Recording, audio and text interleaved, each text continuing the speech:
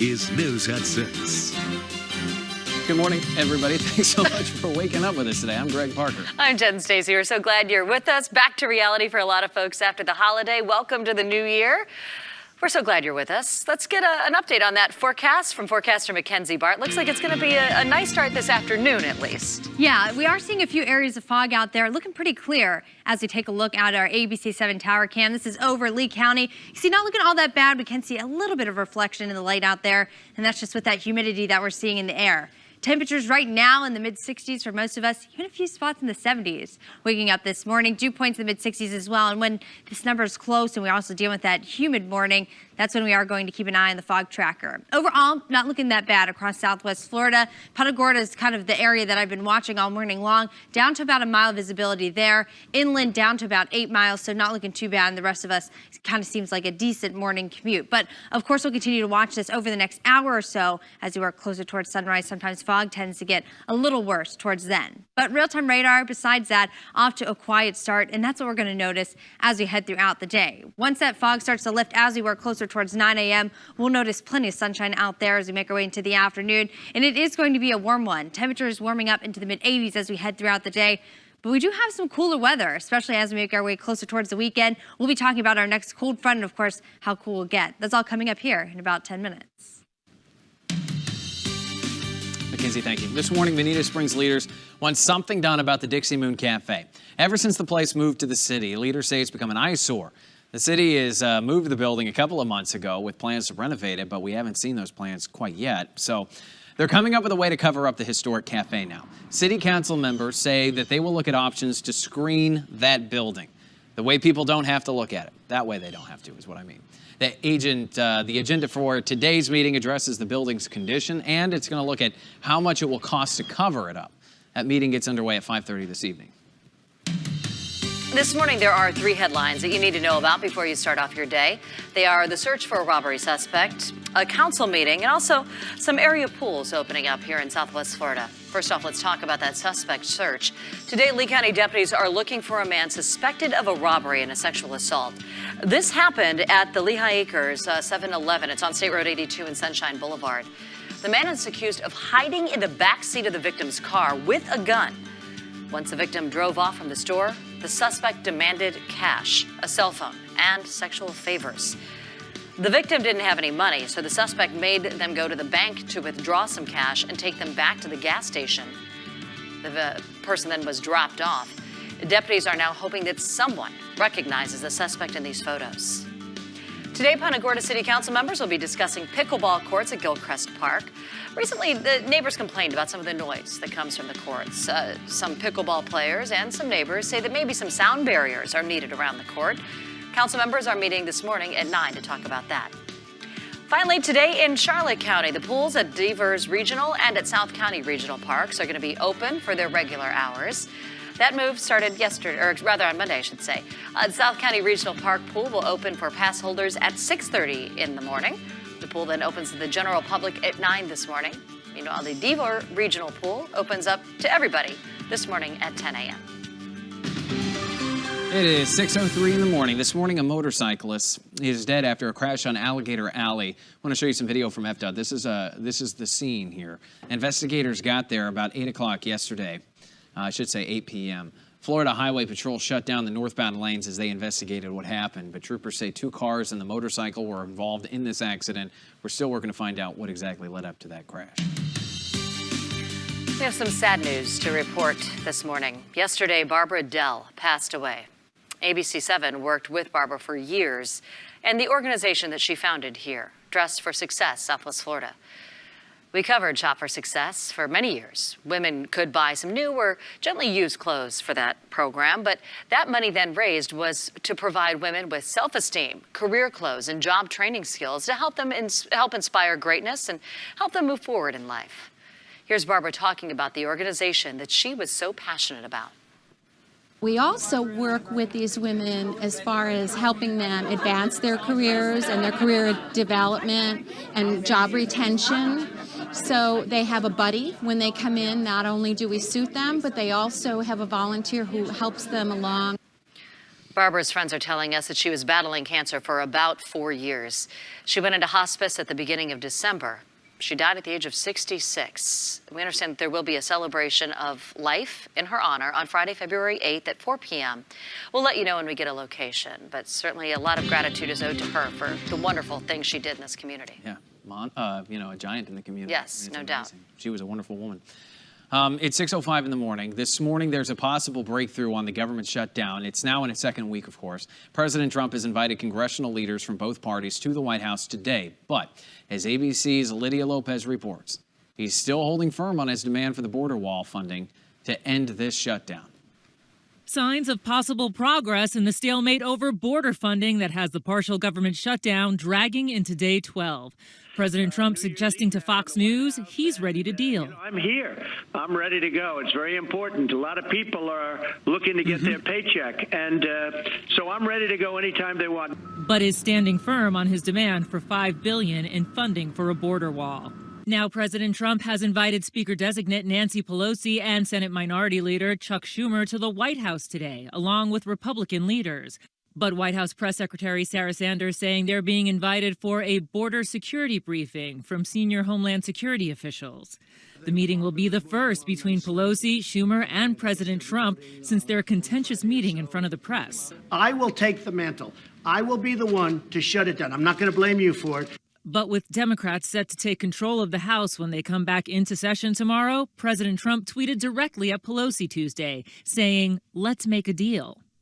Pelosi firing back in a tweet saying the president has given Democrats a great opportunity to show how we will govern responsibly and quickly pass our plan to end the irresponsible Trump shutdown. But the House Democrats' plan to end the shutdown, 2 bills announced Monday, does not include $5 billion for border wall funding, which the White House has already said is a non-starter.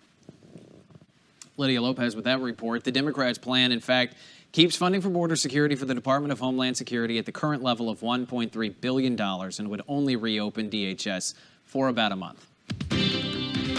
This morning, we know the cause of a boat fire in Cape Coral. This happened on Monday night, right around 11 p.m. on Savona Parkway. A man thought he saw a bonfire, but when he looked behind his house, his neighbor's 24-foot boat was on fire. He called police and he grabbed his garden hose to try to keep the fire from spreading to other boats. Firefighters say the fire started because somebody shot off a flare gun, and the flare landed in the boat. It could have been lots worse. We were very lucky that that's all it was just it was a boat. Boats can be replaced, but yeah, lucky it wasn't a house. It could have been, with all of us pretty close, it could have been any one of us pretty easy. The fire caused $70,000 worth of damage to the boat.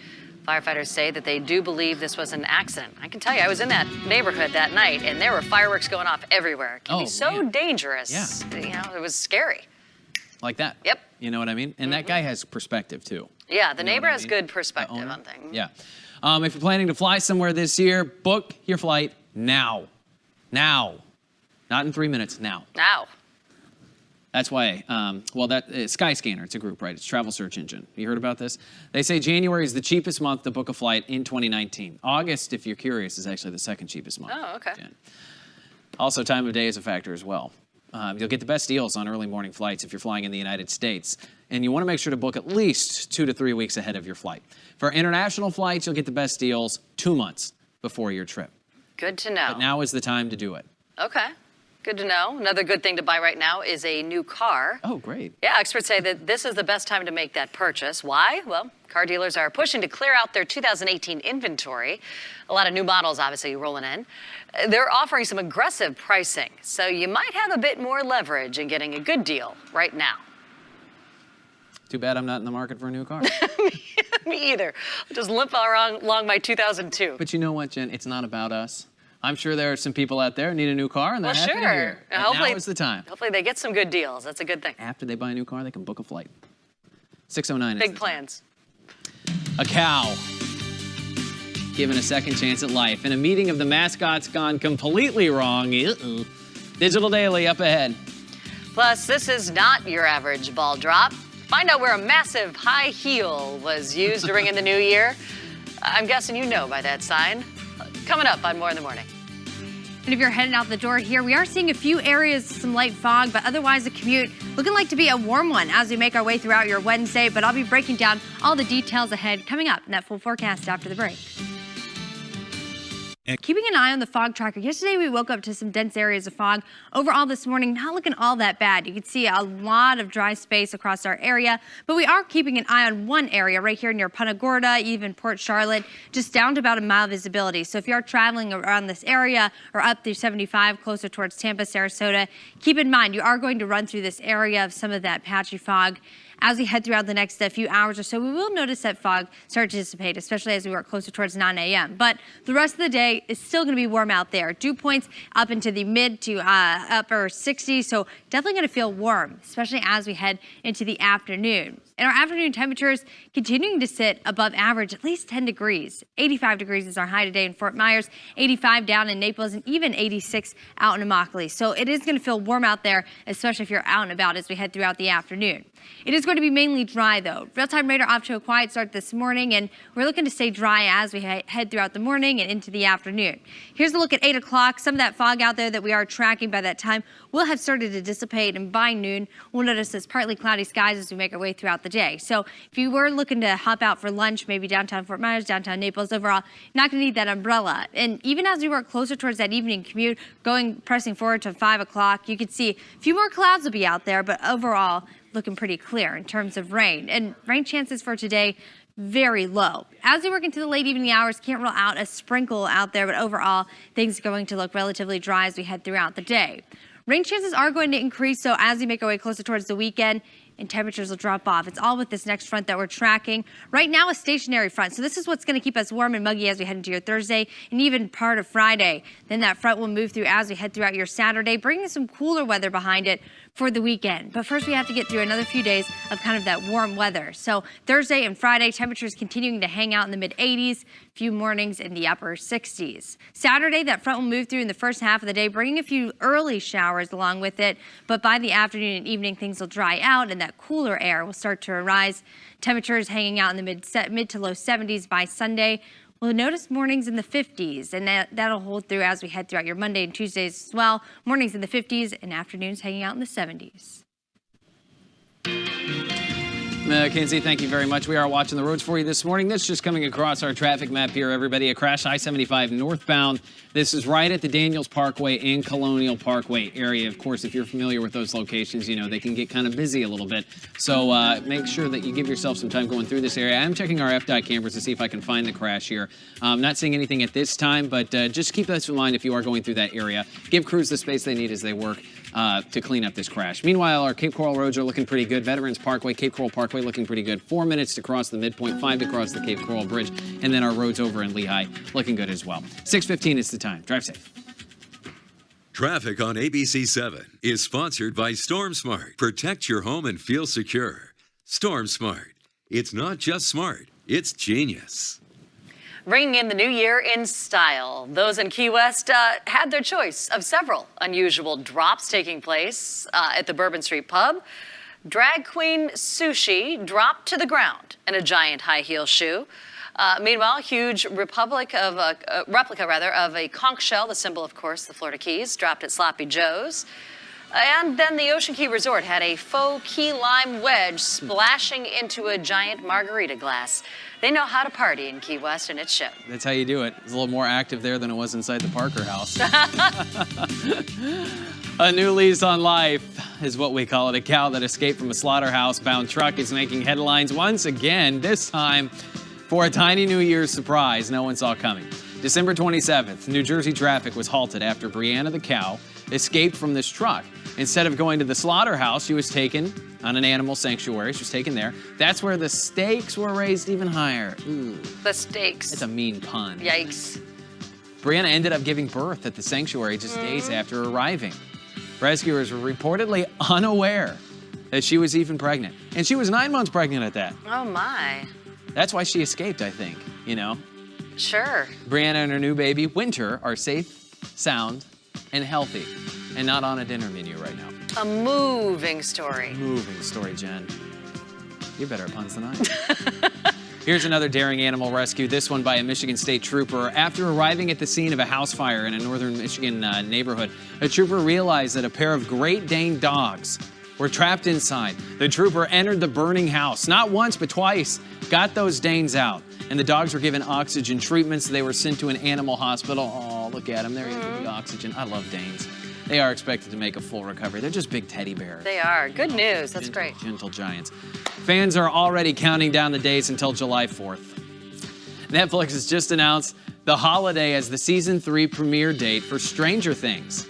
Last month, Netflix revealed the titles of each episode in the upcoming season. So you have some time to get caught up on the previous 2 seasons. It's a great show if you haven't checked it out. It's a lot of fun. It's a fun show. So as of the last college football or college bowl games wrap up, one mascot in particular rammed up the action. Watch what happened here. Oh. This was yesterday during the Texas-Clemson game, or excuse me, Texas-Georgia game. What am I talking about? Who am I? Before the game, the mascots kind of got into a little tussle. The animal handlers wanted to get a photo of the University of Texas mascot. His name is Bevo. The Longhorn with the university, he got into a thing with the University of Georgia's bulldog named Hugo. Bevo wasn't having it. He charged at Hugo, breaking through his animal barrier. Ooh. In the process. Luckily, Hugo and his handlers reacted quickly enough to get that fat little bulldog out of the way, and nobody was hurt. Bevo's handlers kind of downplayed the situation, saying he was just trying to say hi. But yikes. But this happened live on the air. Oh, it was man. on ESPN. And they were kind of just showcasing the mascots. Right. And all of a sudden, live on the air, as the commentators were talking about it, these two, Bevo just kind of wanted to say hello. When it comes to friendly mascot Longhorn. sizing there, the poor bulldog didn't stand a chance. Now, when it comes to the teams, different story. But, man. But it was a bit of a metaphor, if you think about it, for the game, because the Longhorns Well, there you ended up go. winning the game. So there you go, hook 'em horns is what they say. All right. I lived in Texas for 3 years. I know all about that. You know all about it.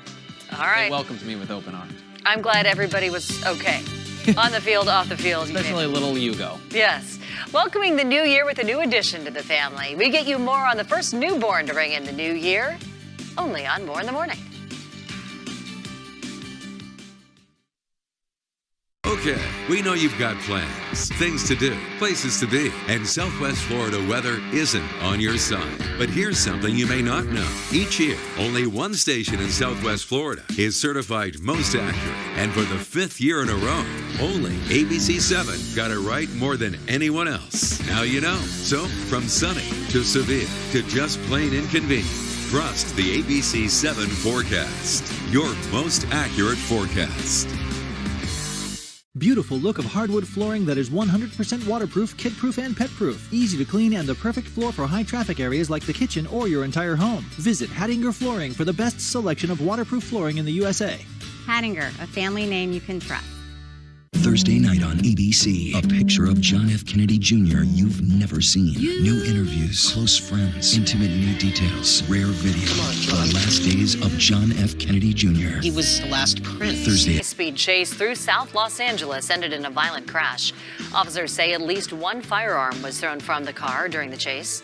As the driver sped through an intersection, the car hit a white sedan, which then slammed into a third vehicle. Police swarmed the car and arrested the suspects. Meanwhile, scary moments in New Hampshire. A dog escapes an attack by 2 angry coyotes. The whole thing caught on surveillance. The owner says if his 55-pound pit bull wasn't safe, neither is your dog. Locals have suggested hunting coyotes, which is actually legal in New Hampshire all year long. It was a mad dash in Washington on New Year's Day to visit the Smithsonian museums before they closed. The museums used some money from last year's budget to operate through the government shutdown, but now the money's gone. The Smithsonian museums will be back open, or will not be back open, I should say, until the federal shutdown is resolved. The National Zoo is also now closed. 6:22 is the time, and this morning's Positively Southwest Florida. A number of families are starting the new year off celebrating new life. The O'Grady family of North Fort Myers is one of them. May O'Grady delivered a baby girl, Adeline, just after 1 o'clock in the morning at Health Park Hospital. It was Lee Health's first baby of the new year. But this wasn't the holiday they originally thought they'd be having that baby on. Listen. Her due date was December 25th, so we were expecting a Christmas baby, but she decided to stay a little bit longer, and they decided to induce her yesterday, and it was a very long process. Oh. Little Adeline weighs 9 pounds, 5 ounces. The couple says that they took birthing classes, they watched videos online, and in the end, They delivered this as a natural birth. So congratulations to them. That's great. Congratulations. Welcome to the world, Adeline. What a cutie. 2019, off to a positive start. If you have a positively Southwest Florida story, we want to hear it from you. Share it with us. Just send us a message on Facebook, ABC7 Southwest Florida, and we'll share it with the folks. All right, let's give you something to talk about this morning. According to science, sleeping in could be better for women than it is for men. According to research published in the Journal of the Clinic Endocrinology and Metabolism, sleeping longer lowered the risk of diabetes for women, but it actually had the opposite effect on men. So the downside is, men not getting enough sleep also raises their risk of getting diabetes. So not getting enough sleep and getting enough sleep. Let's just say for a man, the risk of diabetes is higher. It's higher. So if you're a woman and your goal is to get a little more shut-eye this new year, according to science, that's okay. But yeah, you gotta love these studies. Drink wine, don't drink wine. Get sleep, don't get sleep. Drink coffee, don't drink coffee. That's right. You know what I mean? Right. Yeah. You be you this New Year's. And if you can afford to get some shut-eye and sleep in, good for you. Good for you, for We're sure. envious. All right, so our producer, Uniqua, warned me about this story because it's something else to talk about. Jen, did you know you can buy a pillow now in the shape of a rear end, a person's butt?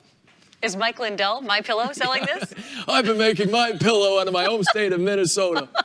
Seriously, this is called a buttress pillow. Okay. Oh my gosh, really? Yeah. This is real. This is real. Okay. It was created by a Kickstarter campaign just last year. As you see, the cushion comes in the shape of a human derriere. The creators of the pillow say since the beginning of time, man has desired that, a rear end. Okay. Since the beginning of time, men have desired butts? Is that what you're saying? I guess so. Okay. I mean, I like to sit, but it's hard to come by, though. So the pillow is to help ease that struggle. Okay. According to the company's website, the butt pillow comes in 3 colors, and it only costs $69. Really?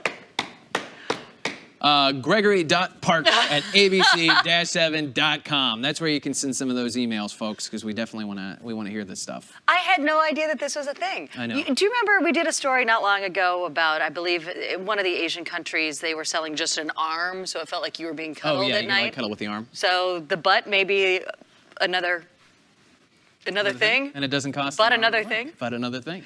There you go. In hindsight, it could be a good idea. They're going to laugh all the way to the bank. It wouldn't surprise me. The guy who made the pet rock got $1 million. There you go. So why not the butt pillow? Now I know what to get you for your birthday. It's coming up. Greatly appreciate that. Ooh, next is 6:30. A lawmaker pushing to make it a felony to remove Confederate monuments. Get more on why some local leaders doubt that move will happen. Plus, police work to save a baby from a father who has a gun. Hear what officers said that made him finally surrender.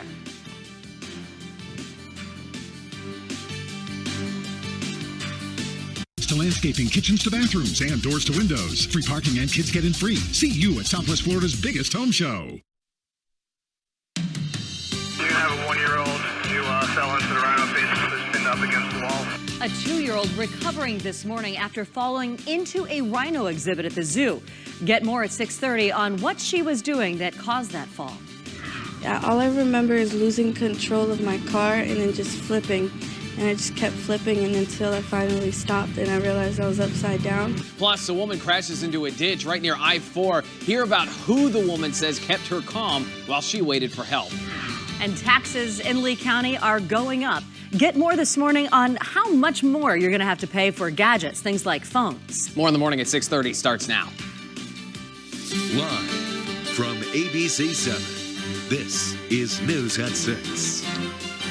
Good morning, everybody. We're so glad you're with us. Back to reality in this new year for a lot of folks heading off to work. I know. School kids still enjoying some time off. Good for them. I'm Jen Stacy. They're enjoying time off till like next week. I know. It's good to be them. They're enjoying time off till 2020. It's amazing. I'm Greg Parker. Great to be with you. Mackenzie Bard over there in the forecast center just to see what we have in store for us weather-wise. Temperatures, well, I'll let you decide what they are. I would say they're okay, but every time I say they're okay, you're like, really? I know. Come on, Greg. You know about our temperatures. They're not all that bad this morning, especially up near Arcadia, Punta Gorda, down into the low 60s, so not feeling too terrible. But we do have a few warm spots on the board. Naples sitting at 70 degrees this morning, Everglades City 68 for you. So we are dealing with a few areas of kind of that warm and muggy weather, and that's why I've been watching the fog tracker this morning. Overall, not looking at some dense fog yesterday, kind of out and about. You kind of notice that denser fog throughout the area. This morning, not all that bad. A few areas of some patchy fog, mainly up near Punta Gorda, down to about 2 miles of visibility there. Inland, maybe a few areas of patchy fog, but otherwise you can see 75 looking pretty clear for you this morning if you are headed out the door. Just you know what to do. If you're traveling in a few of those areas, just keep those low beams on. Give yourself plenty of time. Real-time radar off to a clear start. Besides that, not tracking any rain here. And we are going to see relatively dry conditions throughout the day. A few areas of that fog that we are seeing will start to lift as we make our way closer towards 9, 10 a.m. and temperatures really warming up as we head towards the afternoon. How much will warm up as we head throughout the day today, and even some cooler weather ahead as we look towards the weekend. That's all coming up here in about 10 minutes. Pediatric trauma alert will be used in Vieira Hospital. Right now, a toddler is in the hospital after she fell into a rhinoceros exhibit. Her father fortunately was able to get her out when she fell in. Yeah, but this morning we're actually learning that he was only able to get his child out after one of those rhinos ended up making contact with her. It's pretty scary stuff. Watch this. You're going to have a 1-year-old who fell into the rhino, basically pinned up against the wall. She's conscious at this time. For the first time, New Emergency Calls offers insight into what happened at Brevard Zoo Tuesday afternoon. Pediatric trauma alert will be used in Vieira Hospital. News spreading quickly among visitors about an accident involving a girl at the rhino exhibit after emergency responders swarmed to the zoo. We thought it was just a day at the park. Zoo officials say a toddler taking part in a hands-on experience slipped between steel poles and stumbled into a rhinoceros exhibit. I was actually kayaking around the rhino exhibit when it happened. A viewer sending us this photo, which appears to show a small shoe inside the enclosure, minutes after the incident happened. The child's injuries forcing her to be airlifted to the hospital after making contact with the rhinoceros's snout. They have barriers to protect them, so I don't know how this happened. Paramedics transporting the child's mother to an area hospital. Meanwhile, zoogoers and parents saying it hits too close to home. Keep an eye on them all the time. That's pretty much it. Wow, the rhino actually touched that girl with his snout. That's near the animal's mouth, of course. It's not part of the horn exactly, but zoo officials do say the rhino is not going to be punished in any way for the incident. The toddler falling into the exhibit comes just 3 days after a deadly lion attack. This one happened in Burlington, North Carolina. 22-year-old Alexandra Black was killed less than 2 weeks into her internship at the Conservators Center. A male lion attacked her when it escaped a locked enclosure while Black was doing a routine cleaning. Neighbors there now demanding more oversight, saying that wasn't the first time a lion's escaped. We were just really all very upset about her death and what had happened to her. And I guess we were just hoping something good could come out of it, you know, that more safety regulations could happen. And we just want to know that it is safe so nothing like this ever happens again. That lion was shot and killed so deputies could retrieve Black's body. The center is now shut down indefinitely while authorities investigate the attack. That is a sad story. It's awful. ABC 7 and ABC News will be following both of these attacks this morning. On Good Morning America, for example, ABC's Victor Aquindo is live in Melbourne, Florida, digging deeper into how this 2-year-old fell into that interactive rhino exhibit. A coverage starts at 7 a.m. right after your news at 6. Happening today, more sludge removal. Crews are back out there in Fort Myers getting rid of the dirt.